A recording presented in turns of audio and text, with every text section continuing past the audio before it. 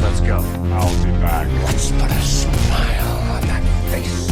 Stuck-up, half-witted, scruffy-looking nerf herder. You sold my dead bird to a blind kid? I took care of it. You talk. Give me 2. Death by stereo. I have come here to chew bubblegum and kick ass. All automobiles. Here's the party racer. Pounds you're gonna fly. And that is out of here, mister.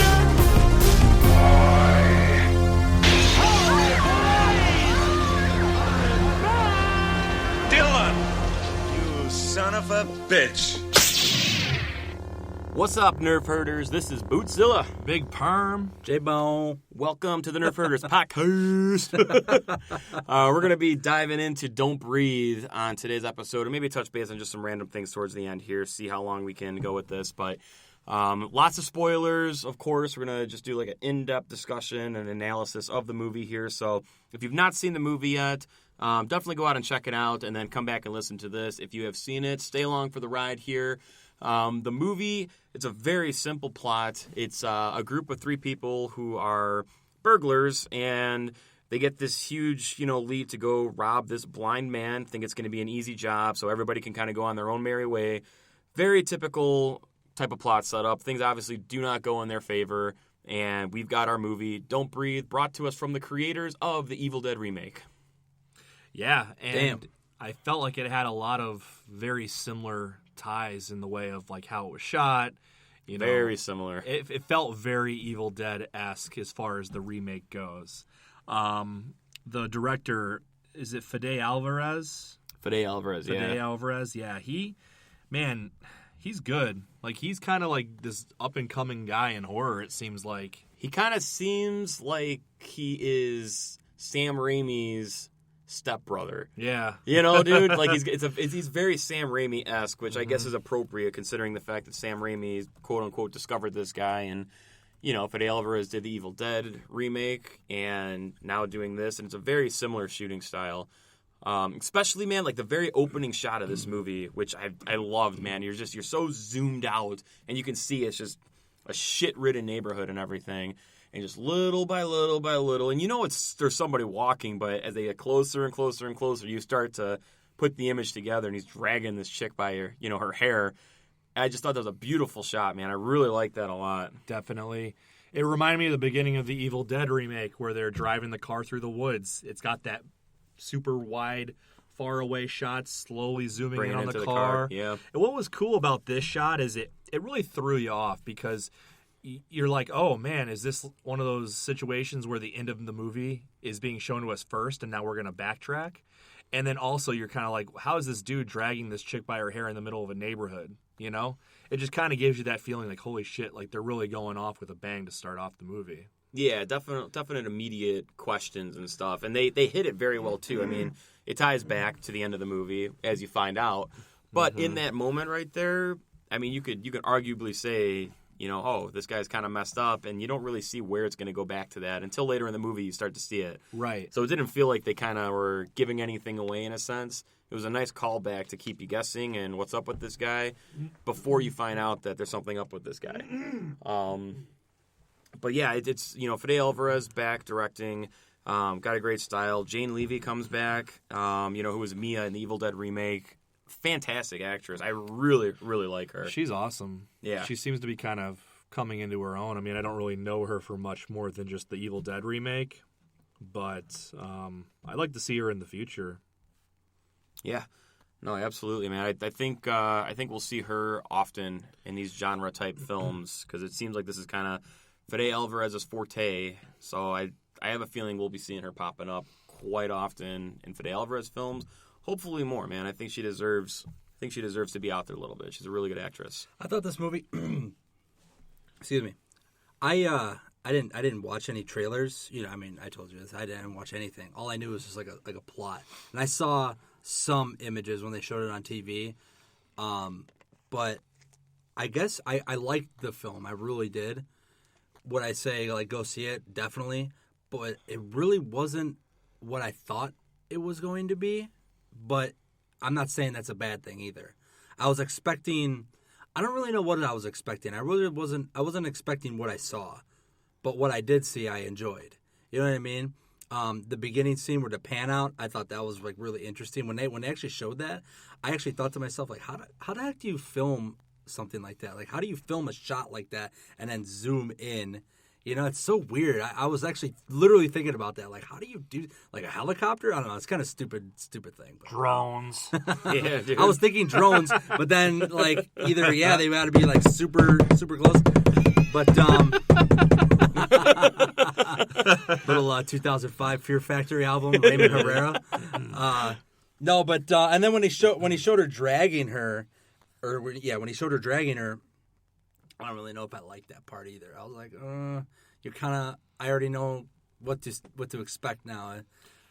But it was weird. Well, it's weird because I'm not saying it was a bad thing either. I was indifferent with it. The reason why I liked it, and the reason why I liked a lot of the movie, was it did leave you with a lot of questions, and it left you wondering a lot of things. And I think in a lot of cases, that's the scariest thing for me, is when I don't know certain things. And what I liked about the opening sequence was he's dragging this chick down the street. When you're focused on this, you're focused on them. You're not really focused on the houses, so you don't really notice that these are all boarded up houses. They just look like houses. So for my immediate thought, I was like, this motherfucker is dragging a chick down a normal street in broad daylight. Yeah, I thought that exactly. was really cool. You know, so it does disconnect you from the possibility of it being at the end of the movie. Yeah, no, I thought they covered that up well for sure. Yeah. I guess kind of getting into some character development here too, because I mean the characters that they had in this movie that they set up, I mean they're very, very cookie cutter type characters. You've got the clear piece of shit man who just eggs everybody on, just like, oh, you're a pussy if you don't do this, and blah blah blah. So you got your stereotypical ass bag. His name was Money. Yeah, the money, right? So you got that total stereotypical character there. Then you've got the stereotypical kind of goody-goody two-shoe who does bad things, but, I don't think this is good, but I'm going to play along. And then you've got the cookie-cutter, girl who needs to get out of this life and save her sister and stuff. So, I mean, it's very run-of-the-mill type character development. But it was enough for me to at least give me a little bit of care for them while things were happening when they get to the house. Like if they didn't set it up at least a little bit, you're just kind of like, well, you're all pieces of shit robbing some guy. At least you're kind of rooting for the girl a little bit because, all right, man, I see you're in this crappy household and you want to help your sister. So there's a little bit of connect you can get from that, even though it's run of the mill. I agree. They definitely did a good job with like kind of like a push-pull thing. There was times where the time where I really felt bad for him. I mean, there was times where I shouldn't be talking about that because it gives away what we discussed about, like that spoiler alert.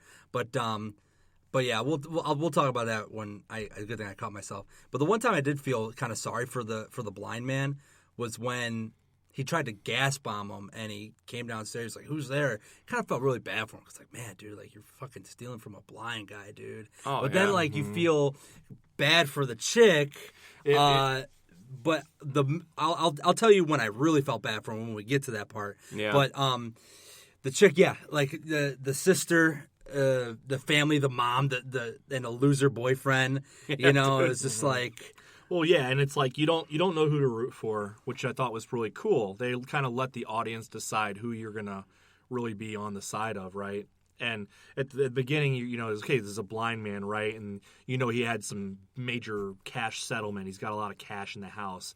And my immediate thing is like, okay, like I get it, but at the same time, yeah, he's also blind. Is he really using that money? Does he really need that money? So and the death of his daughter and stuff that he's coping with.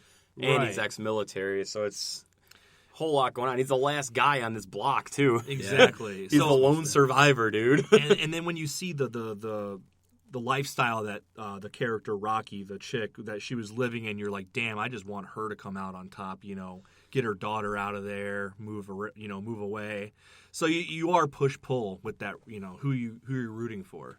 Yeah, no, absolutely, man. And, when they get to the house and stuff, it was super, super intense, man. Just like the whole entrance to the house. Because, I know, I was feeling it. Yeah, it was very just, because it's a quiet neighborhood. There's nobody there and stuff, man. So it's like ghost town. And when they first kind of get into the house, right, and they're tiptoeing to take off their shoes and stuff to be as quiet as possible, get the alarm taken care of, whatnot. When Money first goes upstairs and Stephen Lang is laying there in bed and stuff, right? And it's so man, it was like touching almost, man, because he was listening to his daughter on video and stuff to help him sleep. And it's just like, man, dude, I feel so bad for this guy. And then they kind of show the gun under the bed. So really cool camera work and stuff. Mm-hmm. But that first scene, dude, when Money is kind of chilling there and there's a little bit of a noise, right? And all of a sudden when the camera shoots over, Stephen Lang is just up, just kind of like scoping out. Mm-hmm. And you're like, oh, shit. But then he turns off the TV and it's like, oh, God.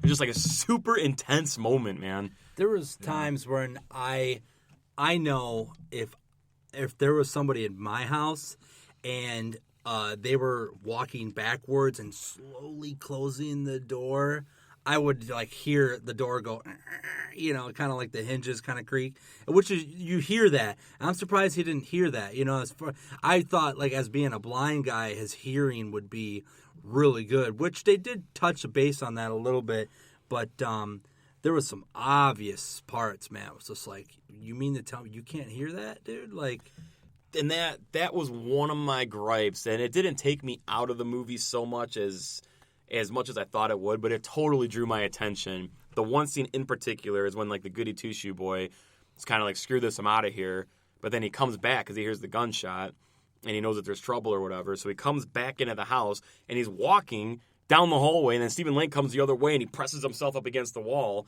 But of course they make it seem as if you can't hear anything because the music's all intense and stuff. But there's no way in hell, dude, that like he would not have heard him coming in like that and press up on the wall. He would have been over that like in a heartbeat. So they took liberties for some scenes. they covered it with the music, yeah. Exactly. Same thing when Jane Levy and him were sitting in the closet, you know, and they're talking.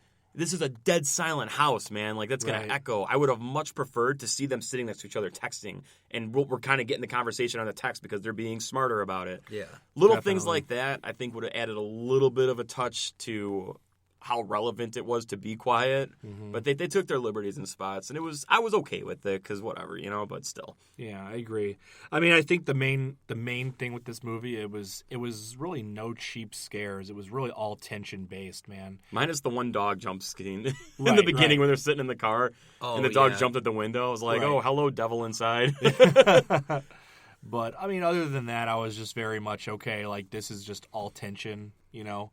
You're on the edge of your seat not because of a few jump scares, but because you really are in the moment, and it's really critical. And I think like a guitar string, man. You just kept cranking it, dude. You know, waiting for it to snap. Yeah. No, I loved that. That was one of my favorite things about this movie, was just the tension throughout the whole thing, and that was enough for me to kind of look past those little things. While I agree, you know, like they should have been texting back and forth. There's no way you're like whispering to someone while the dude's sitting like 10 feet away. Little things like that could have been covered up a little. Clearly, bit he had a heightened sense of hearing too, because he's absolutely fucking blind. So, absolutely, man.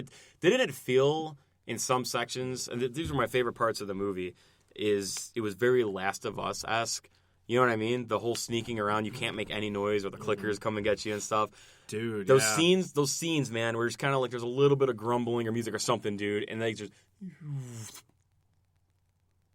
that's it, dude. You know what I mean? Like dead silent like that. There was so many times in this movie, like I myself even was just like, you know what I mean? And I didn't want to breathe even because I was just like so invested into what was going on. It's so cool how they did that. They did a good job with that, for sure. There must have been some trickery, man. They had to have tested certain things out to see what would get an audience to respond to that, man. Because the way everything zeroed out sound-wise, it just flat, nothing. Oh, I don't know, man.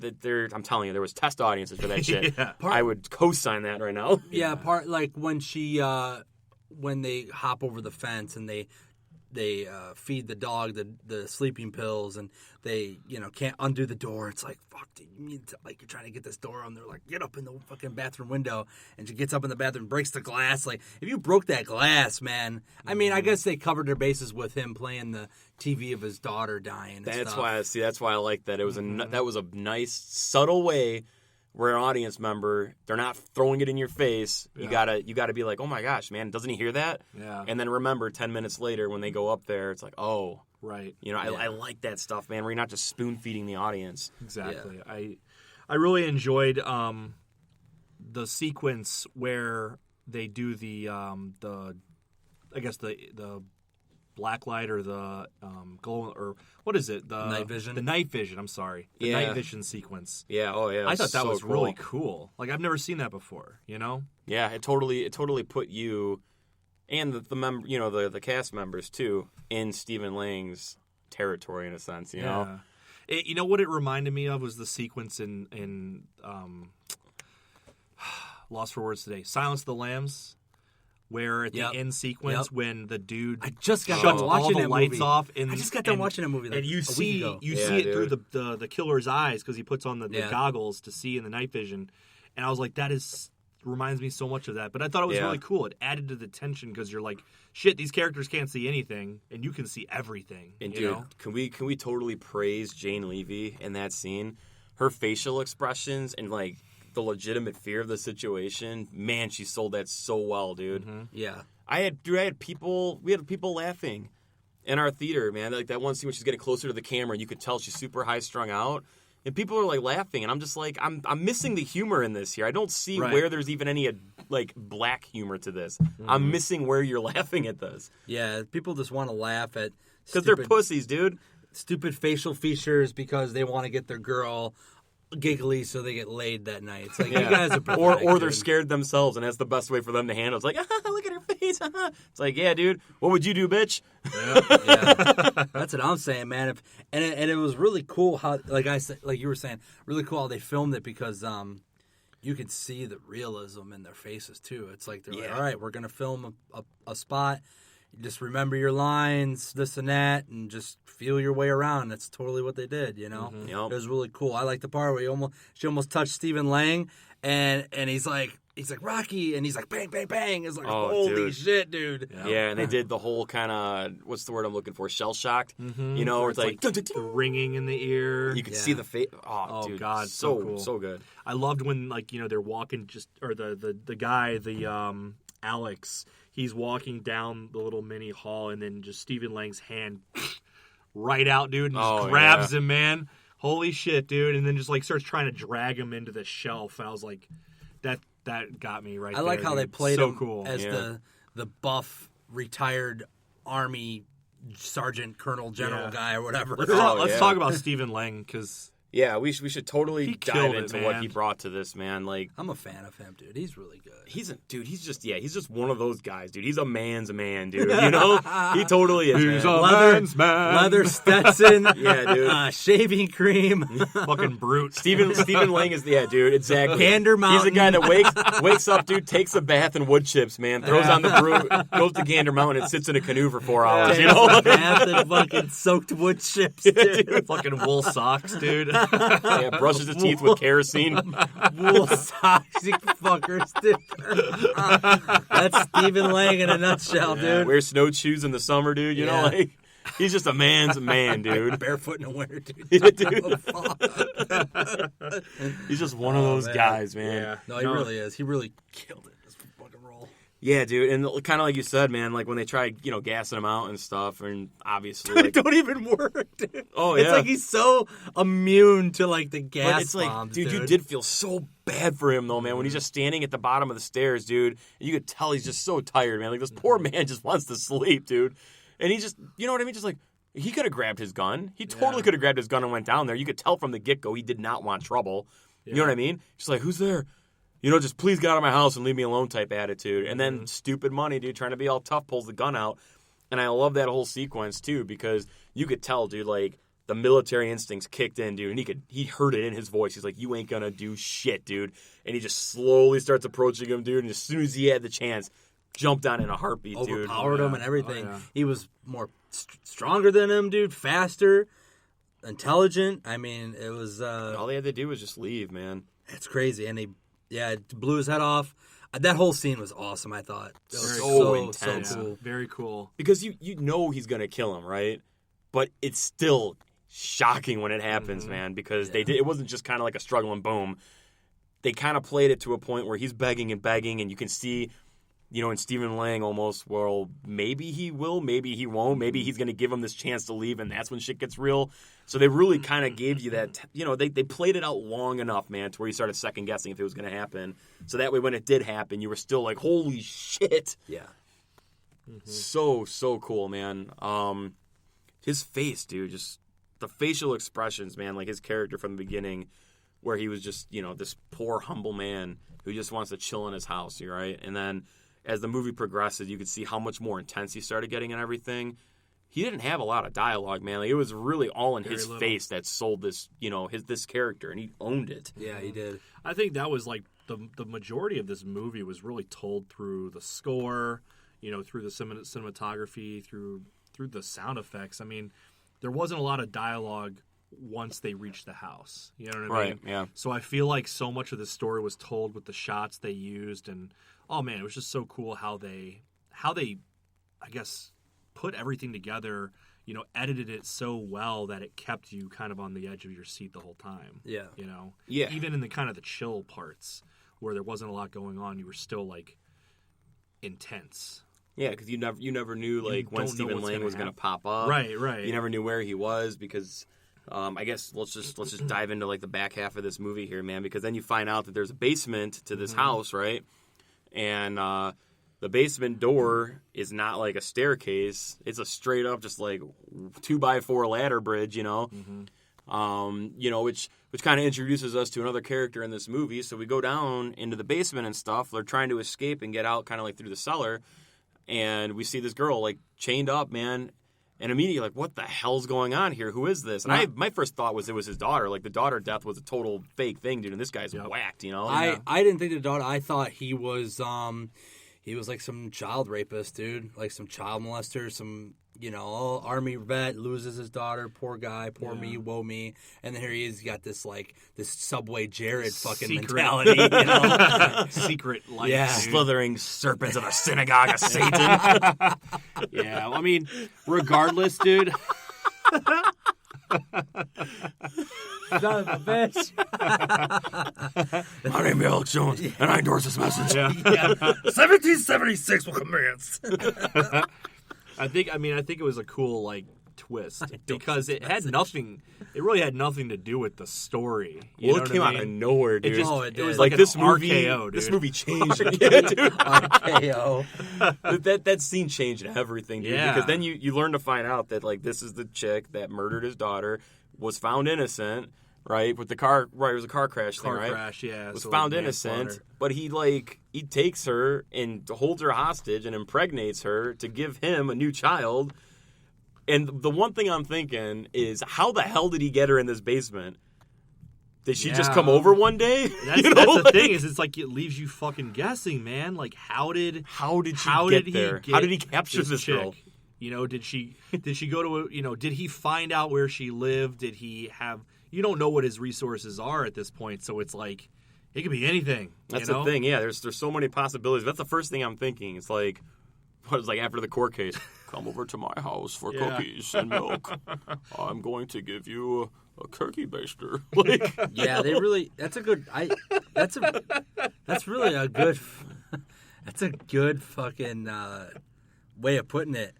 I'm thinking about it right now, and it's like the only thing I could think of, and it sounds retardedly stupid, is I won the court case. I'm a blind man. My daughter's gone. I live in the subdivision by myself in the slums of Detroit, which, by the way, after that movie, man, if you were a promising homeowner or renter and you were looking for something in the city of Detroit, I wonder if that movie swayed you in the right direction or not. That or 8 Mile, dude. Or 8 Mile. Like, dun, dun, dun, dun, dun, dun, dun, Yeah. dun. Dude, wasn't- only get one chance. Wasn't stop. Stephen King wasn't Stephen Lang Stephen the way he King. talked? It was like an 80-year-old Bane, Yeah. Yeah, it really wasn't was. it, dude? But the only thing I think of is he's by himself, all these equations with him, and then he's probably like, I have one condition: she come to my house alone and apologize. But then they know she's there when she doesn't come back. That's what I'm saying. It was retardedly stupid. So there's so many kind of loopholes that could run in and out of that, dude. It's like Swiss cheese, dude. I have a love-hate relationship with this big twist, man. I like the noble move to just flip this movie upside down and go in a different direction. The only thing that really bothers me about it is kind of like what we were saying before. These people break in, right? They're clearly assholes. They are assholes. And this poor blind man is just chilling by himself on a block where nobody lives anymore, so he clearly just wants his damn privacy. And you're kind of rooting for him, you know? You're kind of set to go either way because you get a little bit of development for these two characters, really. And so you're kind of like, you're torn a little bit. You want them to get the money and go, but nobody get hurt because this is just a poor old man. So this was such a plot device to make you say, fuck you, Stephen Lang, like, fuck you, we're not gonna root for you. You need to die because you're a sick bastard. Yeah. And that was the only thing that bothers me thinking about it, because I think it would have been much more ballsy if they would have just kept the movie with where it was going. Let that keep playing. It was working great. And who knows? Who knows what could have happened, you know? You don't really know who to go for in a sense. Clearly Stephen Lang's the innocent victim. After that scene, he's no longer the innocent victim. So it was a huge wrench to just say, all right, now we know who the good guys are, but they're not the good guys, you know? Yeah. It was kind of a shoehorn to me in a sense too, you know? I agree. I think it, I liked it in the fact that it did throw everything off. And I liked that it was kind of, everyone has their secrets kind of an idea. Yeah, dude. Yeah. Not everyone's goody two shoes innocent. And I thought that was really cool that they kind of gave him that. But I mean, there are other ways that they probably could have gone about that, I think, to make it not so drastic where it's like, oh, man, now fuck this dude. We have to only root for these guys. Right. That's there what could have bothered been me other just a little. secrets they could have put in there that, whatever they may be, it may have been a little lighter, and it could have been more giving the audience that choice that they had at the beginning of the movie that they no longer have, because it's like, well, now I don't want to fucking root for him because he's a fucking rapist. Like, they take that away. Yeah, exactly. The only thing that you can, I guess, it's kind of fucked up if you look at it, but it's weird, is like, I was like, oh man, he totally raped this chick. But then when he props the main girl, Rocky, up in the harness and gets her like she's gonna give birth type of position, and he just like artificially inseminates her, it's like, okay, well then that's what he did to the other chick, so he didn't technically, I don't know, rape her, but he did what he had to do to like get his revenge in a weird fucking way. But when she gets out and the guy, hits Stephen Lang in the back of the head, and he's like all dazed and confused, and they chain him up, that's when I kind of felt, I was like, man, dude, like, it's still kind of fucked up. Like, this when guy's... he gets that turkey baster, like, down the throat, dude. Oh, God. The turkey baster down like, the throat. Man, totally deep-throated. I definitely gagged during that, dude. Oh, man. Yeah, and then he's just like, you got the money, you got what you came for, type thing. It's just like... It's like, fuck, dude. Yeah, but I think at that point you feel bad for Stephen Lang, more of a pity than anything else. It's not like I felt bad for him like at the beginning of the movie, because like that changed. I more so felt pity, as in like, man, this guy's a pathetic piece of shit. You know what I mean? Yeah. So, at that point, it's still to me kind of one-sided. And I think that's what they were shooting for too. Like, they didn't want you to be like, man, dude, like, that's fucked up, dude. Like, you got to make Stephen Lang have some sort of a skeleton in the closet, and there it was, For sure. Yeah, they had to get that little last empathetic type moment, I guess. And I mean, I think it worked well in the fact that it gave them a whole nother level to escape from, because before that, it was literally just the first floor. They hadn't accessed the top floor quite yet, so they were really trying to escape this basement sequence, right? Get out of the basement, and I just thought it was like that much cooler that it gave them another place to go. Because that's when the whole night vision sequence came into play. No, absolutely. So if anything, it just gave them another thing to go off of to create more tension. Yeah. With the whole sequence of the door not opening from the outside, things like that. So that was really cool. And then that chick gets killed, the one that he initially had tied up. Yeah. Like he's shooting down from the cellar and stuff, and ends up killing her, and he just goes buck wild. That's when he, ends up stringing up Jane Levy there. Dude, I'm really curious as to how that particular scene was shot, man, because the way that Jane Levy was kicking and screaming, it was like the most authentic possible performance they could have gotten out of her in that section there. I don't know if she's got like claustrophobic issues, and they hung her up and suspended her there and just like were fucking with her to the point where she just started wigging out, and they were just filming the whole thing or what. Dude, like it was like real legitimate, man. There was no BS in that at all. I think she brings a sort of realism to her roles. Yeah. And I mean, I think everyone acting should Scream really, Queen, dude. yeah, I mean, I Yeah. think every actor should really try to bring some sort of realism to their role. But I mean, damn, dude, look at what she did with Evil Dead. The whole beginning sequence as an addict. I felt like, damn, this girl must have been an addict in real life because she just made me feel it was that authentic. And I Yeah. felt the same with this character. Like, everything she did made me feel like this girl is legitimately, in fear of her life. Yeah, she's a talent, man. So She's definitely a she talent. can capture it for sure. So yeah, I mean, all right. So she's suspended and stuff, and the scene that really kind of, even before the turkey baster went down the throat, dude, when there's that slow-mo quick walk thing, and just that little bit starts to fall, but it was just all string. I was like, oh, Yeah. dude, no, Yeah. no. But it happened. And what's his face, dude? Was it Alex? Yeah, Alex The other guy. So comes in. he shows up, and you think he's totally toasted. Yeah, they did a nice little plot twist there. Yeah, they did a totally. good job. Stabs money instead of him on accident. Yeah, That was really cool. They played off that blindness. Oh yeah, Yeah. I loved how they did that, dude. Really cool. Totally like knock Stephen Lang down. They tie him up and stuff, and they're on their merry way. Well, not quite.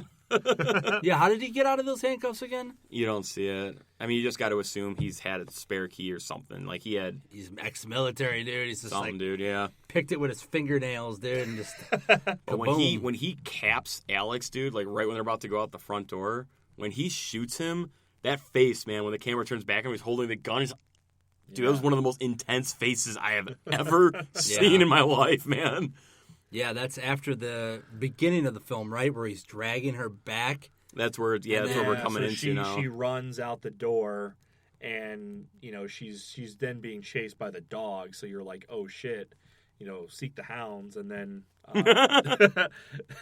and then she gets away from the dog, right? She kind of gets herself in the car, et cetera, et cetera. But then he catches up to her. Props for the well-trained Rottweiler, too. That's insane. They actually had 3 different ones. You see that in the Saw that, credits? yeah, it's Yeah. 3 dogs in the credits. Yeah. I thought that was kind of cool. I thought that was cool they brought that kind of into it. This dude. A Cujo type thing to it. Yeah, Yeah, that's really like cool. They needed it because it totally added that extra dimension where, okay, we can't The do this whole thing with a blind guy. We the got to have other stuff. unpredictability of the dog and stuff. is so Exactly. Well, at that point, I forgot about the freaking dog. Oh, So- for sure. I was like, how is he going to catch up to her at this point? This clearly isn't the end of everything yet. Yeah. Sick 'em, boy. It's like, Run, you're, boy. you're Tastes worthless for me out now." here. You're nothing out here. And the Yeah. game's begun. Yeah. Here comes the dog. Yeah. Yeah, that was cool. It was super smart how they did the sequence in the car with her. Oh, I thought that was How very she trapped cool. the dog. So cool how It they did reminded me that. of Cujo. It really did. I was Did. like, this is like the ending of Cujo. Yeah. How do you, Crazy. man? Yeah, You dude, gotta, it's true. that's so crazy to think how you train a dog to act like that, to literally be like within inches of someone's face and not ripping it off. I mean, obviously it's chained up, but still, like, what if that dog broke that leash? You know what I mean? That dog's got to be trained to like not attack. I don't know. Yeah, they probably did something. They gave him like a pill or meat or something, camera trickery to make him drool. PCP. You could see some of the frames where the dog just wanted to play, but they had him like a fucking mean and shit. Yeah. It was really cool. I really liked it. I like but, that a lot for sure. Yeah, I mean, shit, man. I mean, like I said, this movie wasn't what I thought it was going to be, but at the same time, like I didn't leave disappointed. I left with like a 7.9, 8 out of 10. Yeah, Like it's a solid It's a 8. solid film, dude. Like it's not something you're gonna go back and watch every week, but it's a movie that's definitely something in the right mood, man. This could be revisited, And what I think, my biggest takeaway in essence with this movie was like it came out on the big screen, but it didn't feel Hollywood to me. And that's what Yeah, I it didn't liked feel about Hollywood at it all to a me lot. either. Yeah, it's a good call. It felt very indie. Yeah, That's true. So, I mean, while, it's probably not my favorite horror movie of this year, I mean, like, Green Room definitely takes it for me. If you haven't seen Green Room, we're going to do a plug right now. Go see that movie, Anton Yelkin's last film before he passed away, I believe. And that movie is a fucking wild That's ride. a gem and a That half, is, dude. yeah, that is a find. So go watch Green Room when you're done with this podcast. But this movie was very indie to be on the big screen, to have such a wide marketed thing, because from the way it was marketed, it was like, you know, on the level of The Purge, and I was just like, that's my only worry coming into this movie. Yeah, it's a good call, dude. It did have a very low-key feel. And it is, it's really nice to see that, especially when it goes number one at the box office. So, you know, these are movies that should be getting supported and stuff. So hopefully this keeps Fede Alvarez on the big screen for future projects. Yeah, and relevant, you know. I mean, yeah. He did it with Evil Dead. He's talented, man. Like, the guy is a talented director. And who's the other, this is a side note, who's the other director who did... Adam Weingart. Adam Weingart. You were next in The Guest? That's That's all I can think of. I watched The Guest last night. So. The House of the Devil. Oh, that's Ty West. Oh, Ty West. Ty West, yeah. Who? And he did the one after House of the Devil. What was that? Innkeepers. Innkeepers. Another good one, dude. Yeah. You're thinking of The Sacrament, maybe too. That was like the latest one. That he did, but it bombed. It wasn't that good though. It was a straight to It got DVD. it didn't get much Shit. love compared to the other Innkeepers. ones. I saw that one, didn't I? I'm not Probably, sure. dude. Probably. I'm was gonna look good. it up. Yeah, killer God, that movies. sounds so but- familiar. Ghost Story. Well, tying real quick, just the end of this movie. I just had so, to say that. yeah, but just real quick, just to get this out, and we'll just kind of shoot the shit for a little bit. But at the very end of the movie, they kind of ended it nice, man. I felt where it's kind of like, all right, this is the ending, and the extra sequence they had at the very end of this movie, it almost seemed like it was the alternate ending. That was, yeah, we'll see this on the Blu-ray release, but they put it in the movie. It didn't.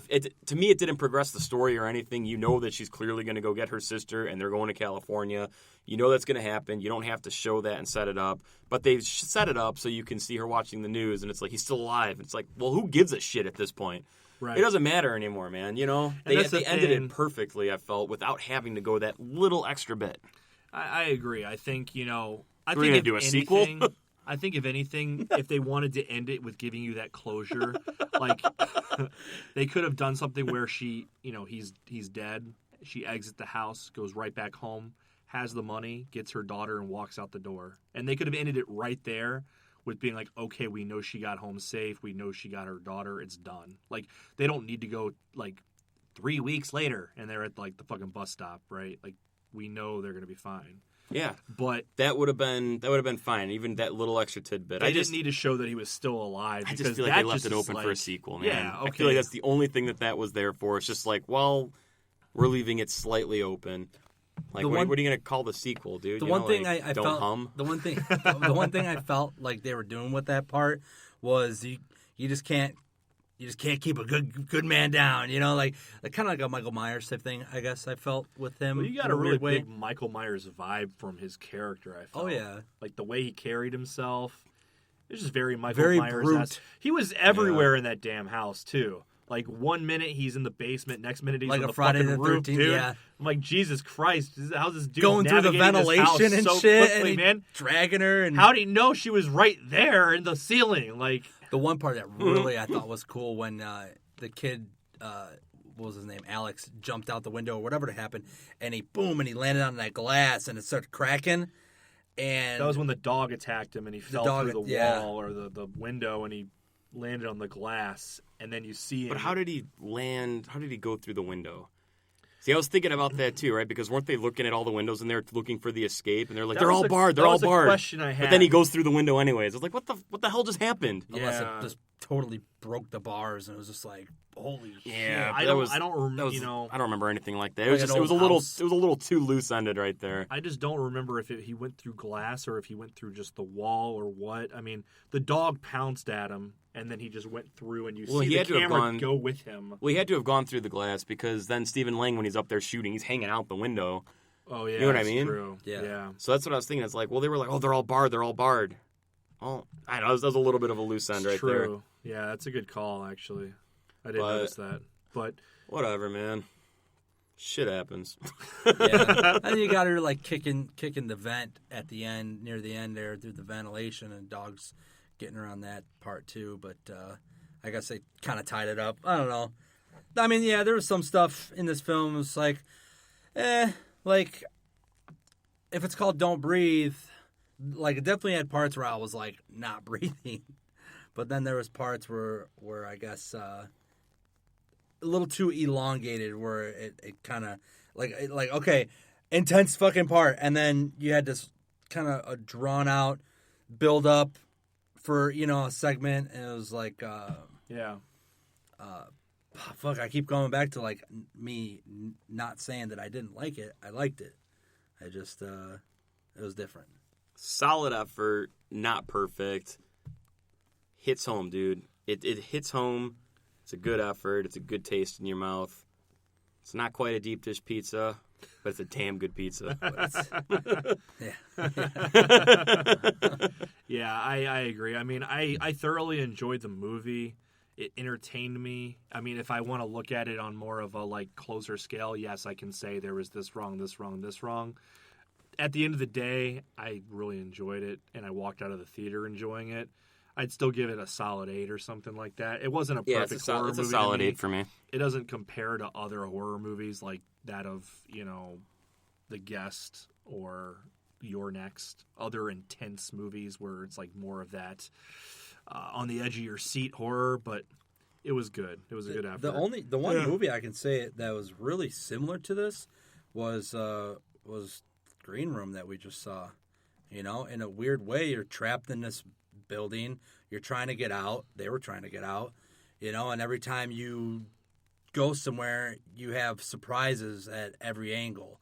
But I mean, Green Room, you have a bunch of anarchist, Nazi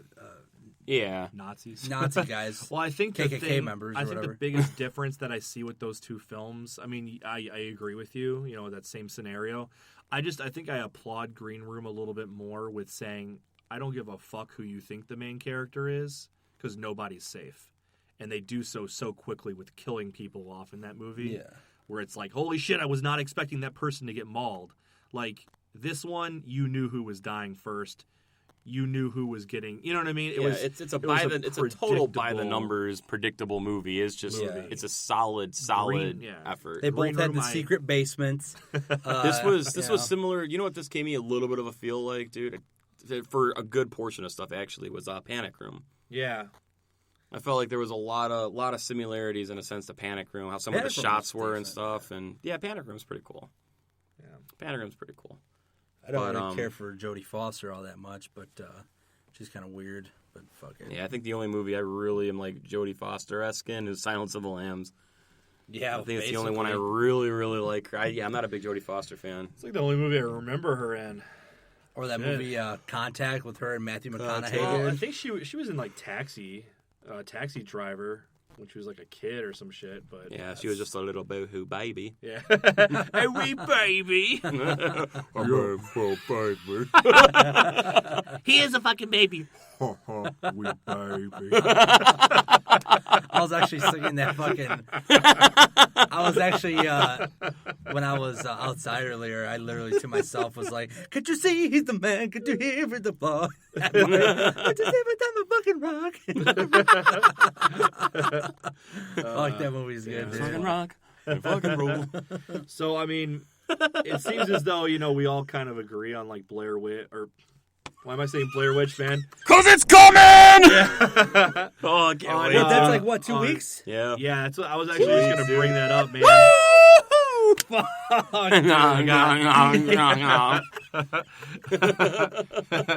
Swing. As long as I get some Star Destroyers, we're against that Death Star. You imagine people listen to this and be like, screw this, man. I just want to hear the end, dude. Just give me the verdict. And it's just like, swing. 8 out of 10, dude. It's a solid 8 out of 10 for me. Yeah, I think we agree. Yeah. But I wanted to talk a little bit before we end up wrapping up here about Blair Witch coming soon. Yeah. Because let's talk about Blair Witch coming soon. So that's coming out in like 2 weeks, and it was the most unexpected news of the summer and my favorite thing to come out of San Diego Comic-Con. The best thing to come out of San Diego Comic-Con. I say that in Skull Island, dude. Kong Skull Island, dude. For some reason, I am just... Yeah, because you saw that big ape silhouette in the background, your dick got wet. Yeah. And that big bloody handprint on the side of the mountain, dude. But we knew that movie was coming, though. We knew that movie was coming, though. It's like the testosterone building. Shock reveals, dude. Shock reveals, man. Adam Weingart's making a movie called The Woods. We're all pumped as shit about it, dude. The little teaser trailer they did, dude, like, this land is yours. Oh, my It's like super eerie, you know, nothing. And you're like, man, this is very Blair Witch-esque. I can't wait to see another, Cabin in the Woods, dude. Backwoods story. Yep. And sure as shit, dude, it is Blair Witch. And it's Adam Weingard, who, dude, he is one of the most promised Hey, real quick, horror directors. what did he do again? Right now. He did You're Your Next and The Guest. The Guest. So, I mean, those are two of my favorites. I mean, Your Next Oh, we saw dude. in theaters, dude. Yeah, I'm Out Big of Bones nowhere, birthday, dude. Yeah, that's that right. was the that was out of nowhere. that We was weren't the expecting spoiler it. of the family member who was in on it. Yeah, right? And exactly. he was killing all the family all members. the people with the lamb or fox masks. I think It they're was foxes an or- array of masks, yeah. Yeah, and they're killing off Your the Next, family. and what was the other one? I'm looking it up. The Guest. The Guest, yeah, okay. I That's watched, the one dude. I about had to the- watch The Guest last night, dude, because I'm like, I'm Holy totally shit! I remember this movie. It was so fucking good, that is, dude. hands down The Guest, dude. One of the just best films in recent memory, dude. Not just in the horror / thriller genre, dude. Like straight up one of the best films in recent memory. It's unbelievable. Real quick about The Guest, for those who haven't seen, I'm not going to spoil it, but you thought it was what you was going to be, and it wasn't, or something. The movie is, dude. It's just a movie that's all It's over been a the while, place, dude. man. You can't really talk about that movie without giving stuff away or alluding to things that people will pick up on in the beginning of the movie. You need to just watch the movie, dude. It's an experience, man. It's such an experience that it's such a good job revealing things and letting the audience figure stuff out on their own. And it's an intelligent film. It's such an intelligent film. It really is, yeah. From what I remember. Really God cool. dang it, dude. And that's why Blair Witch, man. Yeah. So, anyways, It's so he gonna drops be The killer. Woods. He drops this movie called The Woods, and then what happened? Yeah, so it's just like you got this little teaser trailer, and you're totally super pumped, man, because people who follow directors and stuff, you get excited when they put out new shit, man. And when this trailer dropped, it was just, I can't wait just because it's Adam Weingard. And then you see this little teaser. It looks intense. It looks grimy. Yeah. It looks like right up your alley. And then boom, dude. It looks like it's what I've wanted for the past like 20 years. Seriously, I mean, to Well, be it's a completely real sequel. honest, like you had the first one, I saw that in theaters, blew me away. You took two of those? I- 2 for $1. I Jesus, dude. Oh, my God. It's like 100 carbs, dude. Plug, Arizona, baby. Yeah. Fruit Arizona punch flavor. iced Yeah, tea. plug to Arizona iced tea, dude, for keeping it real all these years, dude, for giving 99 cents for the giving you fucking drinks carb for- load, dude. But for the fruit punch though, you can't get the 23-ounce can. You got to get the twist bottles, dude. It's Why? better. It's better preserved in that plastic, man. It tastes better. I would say the tin cans, though. But Maybe- then you got to drink it all at once, though. That's the only Yeah. thing. No, this you is better, can't- dude. you For the can't fruit keep leftovers. punch, man, you need the plastic bottle. Well, for the fruit punch, okay. But yeah, no. So Fucking well. anyway, so yeah, for Blair Witch, I mean, we saw the first one when it was in theaters. I was just like blown away, and Did you actually see the first ones in theaters? I did. Yeah. You let me borrow it when I was living at that blue house. Dude. I saw like, it in my parents took me when I was like really little. To see Really? It. Yeah, because I couldn't get in. It was rated R. I went with my grandma, dude. Yeah. Me, Nikki, and my grandma went to the theater. How old were we? God, what? Blair Witch was 99. Yeah, so I was in middle school at the time. I wasn't we even were 10 we years were old. 12, 13. Or no, dude. yeah, 12, yeah, 13, yeah. 13. But I pissed my pants in the theater. Well, not literally, but man, that movie scared the piss out of me, dude. Back when moviegoers were like respectful of the film, dude. So all those moments, because there's no music. So all the moments when it's real freaking quiet, dude, like the movie theater was just dead silent, dude. The only movie I can say that was like that in recent years is the Paranormal, dude. Paranormal. Yeah, Paranormal. I keep on running. I think Blair Witch. Paranormal more so was a phenomenon because it was really seen by hardcore horror fans initially, because it came out kind of out of nowhere again. Like That movie was the best example of viral marketing to ever happen, dude. But yeah, I'm super stoked on this new Blair Witch. 'Cause Did you it's watch the getting whole trailer? written. No, I saw like bits and pieces of it, but I was like, I want to wait.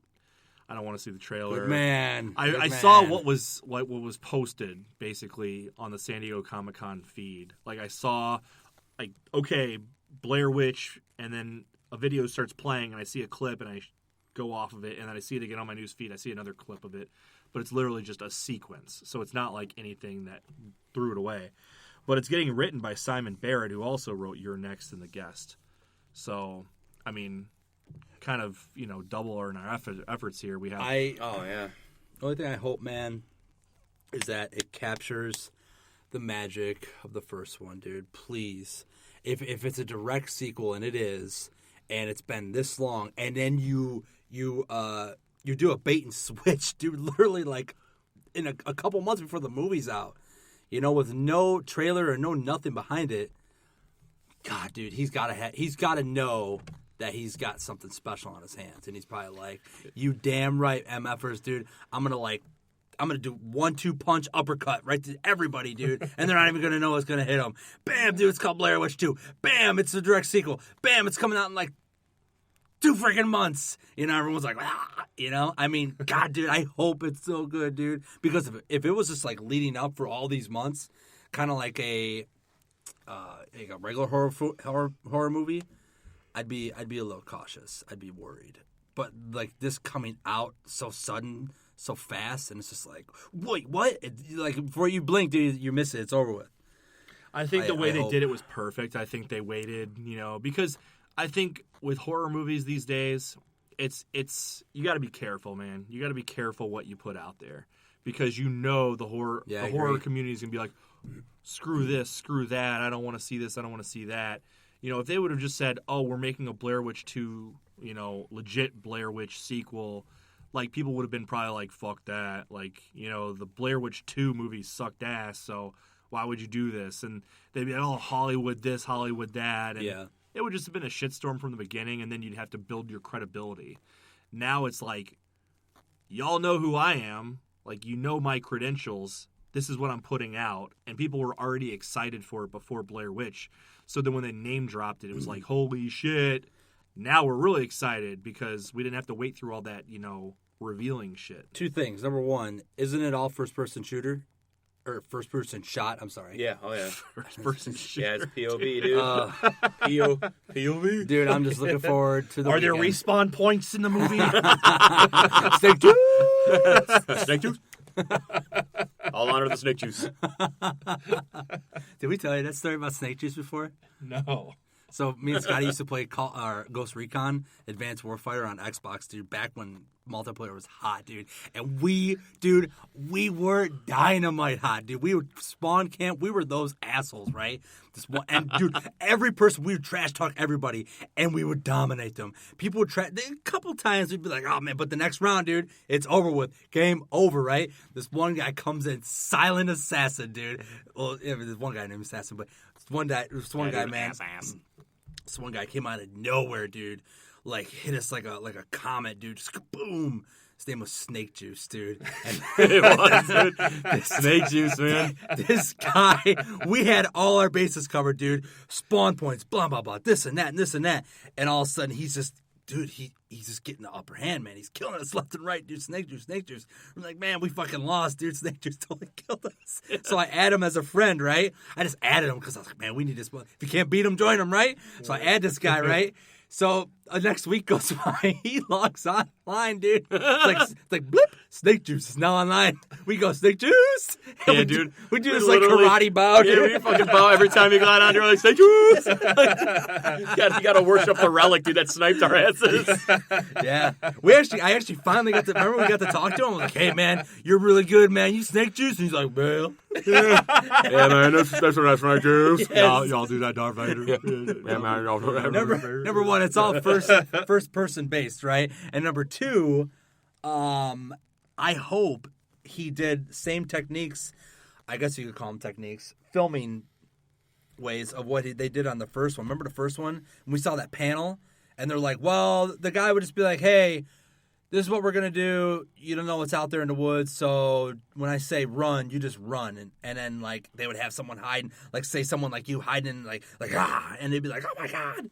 Freaking out. Well, they definitely did some cool stuff with the first movie. So we all went and saw their panel at a horror convention, and they basically just the original cast was saying how, with the first movie, they didn't really have much of a script to go off of. They were put out in the middle of the woods.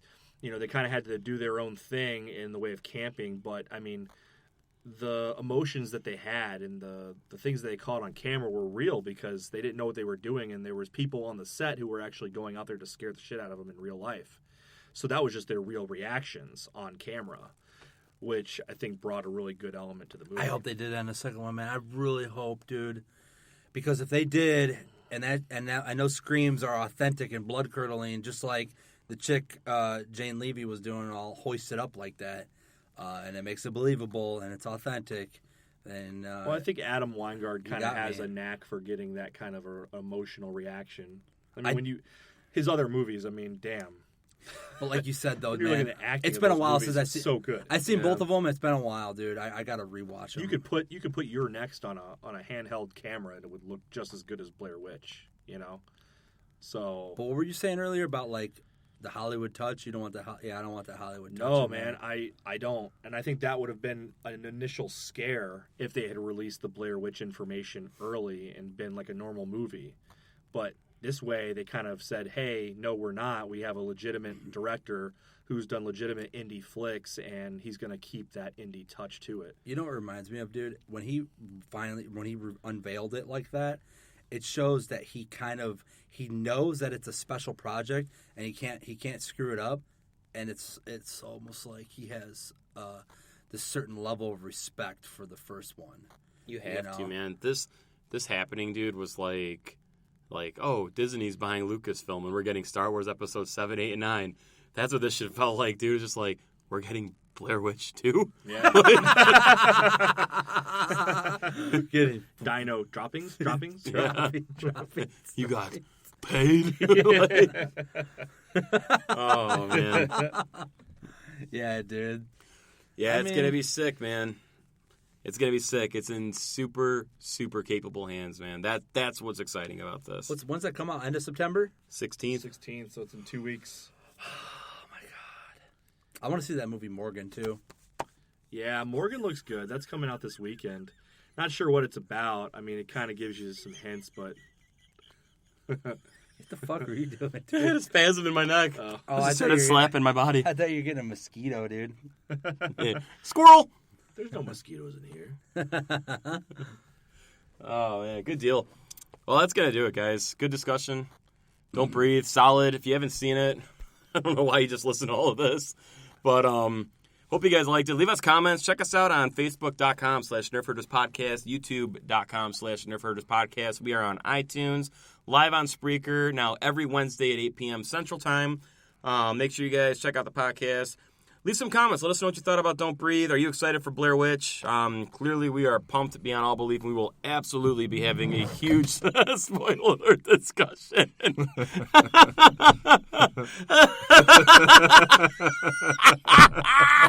When Blair Witch comes, we'll definitely be having a big discussion on the podcast with that. So, Shout out to my cousin. guys,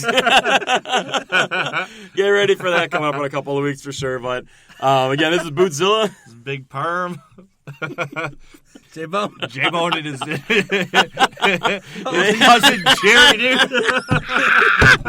Thank you guys again for listening. 1776 will rise again. I tell you. Unless you sell your soul to Hillary Clinton's Reptilians. mental illness and coughing. Thank you guys again for checking out our first podcast. We'll see you all next week. Booze.